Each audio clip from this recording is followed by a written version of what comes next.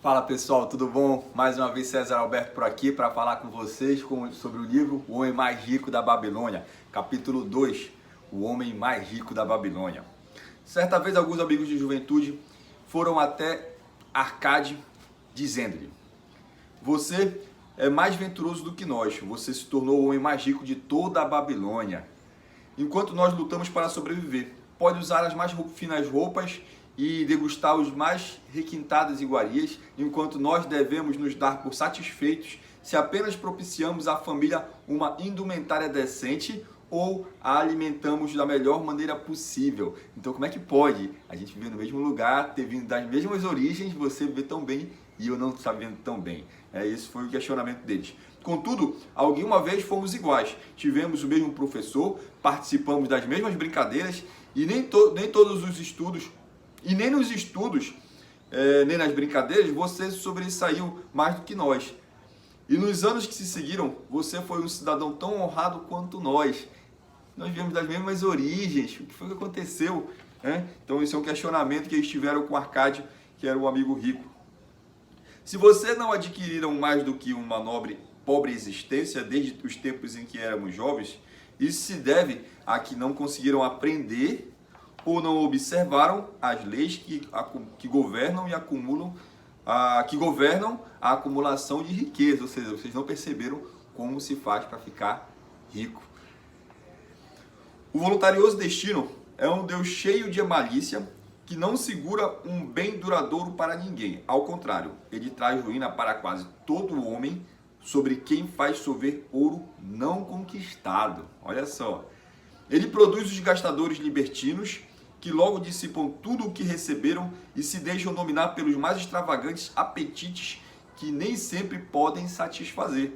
Outros ainda, a quem esse caprichoso Deus favorece, tornam-se avarentos e entesouram sua riqueza, temendo despender o que têm por saberem, que não são capazes de repô-lo. Ou seja, pessoas podem ficar ricas de forma rápida, e talvez nem tanto lícita, e não saberão o que fazer com esse dinheiro.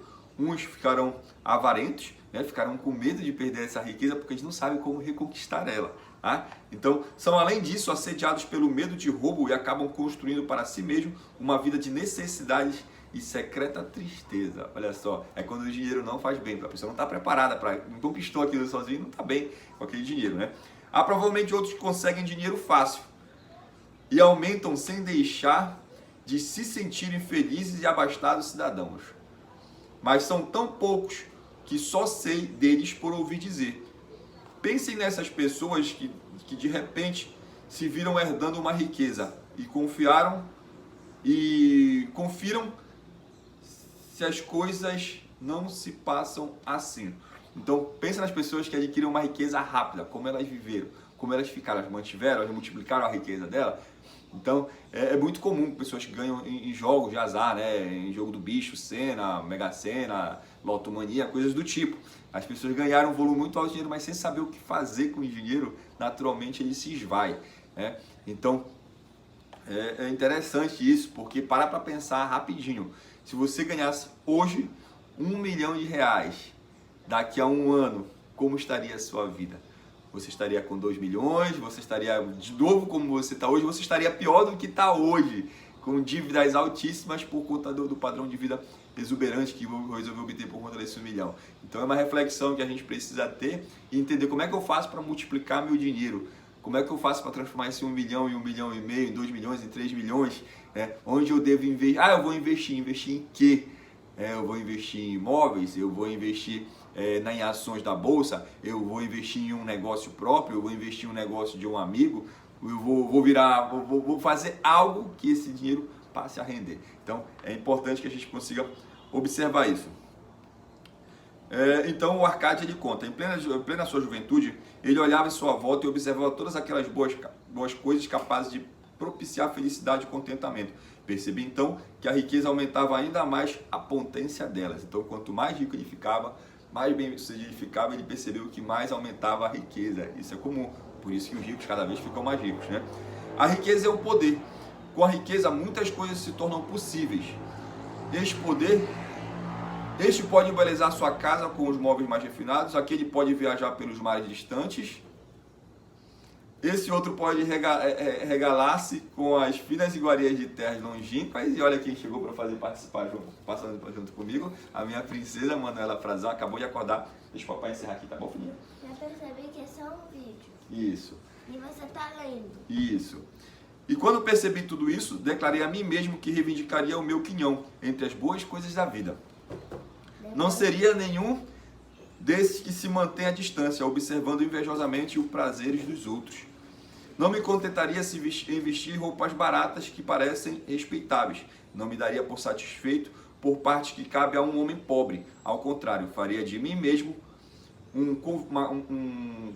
conviva nesse banquete de boas-vindas, de boas coisas. Então, eu mesmo me faria esse convite de viver bem. Eu iria atrás. Sendo, como sabem, filho de um humilde comerciante, membro de uma grande família sem qualquer expectativa de herança, e não me achando dotado, como me disseram vocês com tanta franqueza, de poderes superiores ou talentos especiais, eu decidi que, se realmente quisesse conseguir tudo o que desejava, precisaria basicamente de tempo e estudo. As pessoas querem resolver problemas financeiros com mais dinheiro. E problema financeiro se resolve com educação financeira, com educação para investimentos, como ganhar dinheiro, como guardar dinheiro e como multiplicar o seu dinheiro. Esse daí é parte da solução. Não adianta dar dinheiro para quem precisa de dinheiro não, porque é que nem dar uma âncora para quem está se afogando. Só vai dificultar a vida dela, tá certo? Então, quanto ao estudo, nosso sábio professor não nos ensinou que o aprendizado consistia em 2 tipos. Olha que interessante, isso ele já falava. O primeiro, cuidado das coisas que aprendíamos e sabíamos.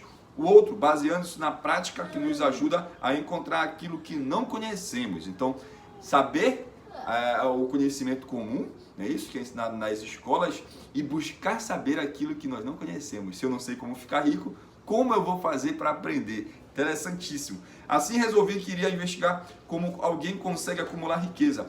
E quando descobrisse, tornar tal coisa a minha própria tarefa e realizá-la bem. Lembra no capítulo anterior que eles falaram que faziam muito bem os seus próprios ofícios, porém não conseguiam obter o resultado financeiro que gostariam? Então ele fala aqui que ele foi aprender a riqueza e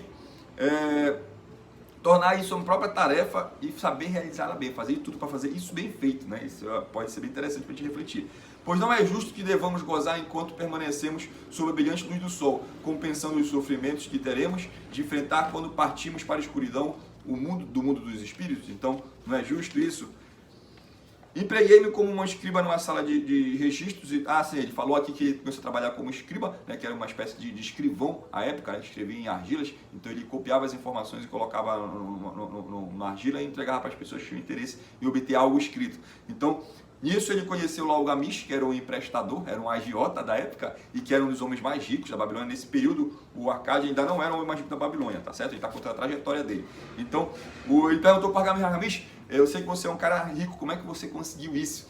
E o Argamish ficou olhando e depois o Argamish começou a contar para ele. Então, ele olhou com uma perspicácia por baixo das suas peludas sobrancelhas e disse num tom lento e enérgico: achei o caminho para a riqueza quando decidi conservaria comigo uma parte de tudo o que ganhasse. E assim fará você. Então, olha só o que o Argamish disse de imediato para ele. O caminho da riqueza. Achei o caminho da riqueza quando decidi conservaria comigo uma parte de tudo que ganhasse e assim fará você. Olha só, então você guarda uma parte que você ganha ou você sai distribuindo, pagando suas contas e esquece de pagar quem conseguiu ganhar o dinheiro, que é você. Nada mais falso, respondeu ele. Você não paga pelas roupas, pelas sandálias que usa, não paga pelas coisas que come, consegue viver na Babilônia sem fazer despesas? O que tem para apresentar do que recebeu no mês passado e de tudo que ganhou no último ano? Louco! Você paga todo mundo, menos a si mesmo. Idiota, está trabalhando para os outros. Bem melhor do que isso faz o escravo, que trabalha para o seu dono em troca de roupa e comida. Se guardasse para si mesmo 1/10 de tudo que ganha, quanto teria dentro de 10 anos? Para pensar. Se guardar 10% de tudo que você ganha, quanto você teria nos próximos 10 anos? É isso? Então, pois está dizendo apenas meia verdade, retorquiu ele. Cada moeda de ouro que economizar é um escravo que pode trabalhar para você.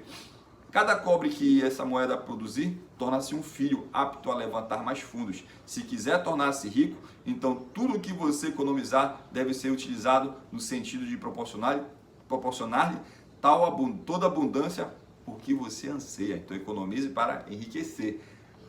A riqueza é como uma árvore. Cresce a partir de uma simples semente. A primeira moeda de cobre que economizar será a semente a partir da qual sua árvore da riqueza crescerá. Quanto mais cedo plantá-la, mais cedo a árvore crescerá.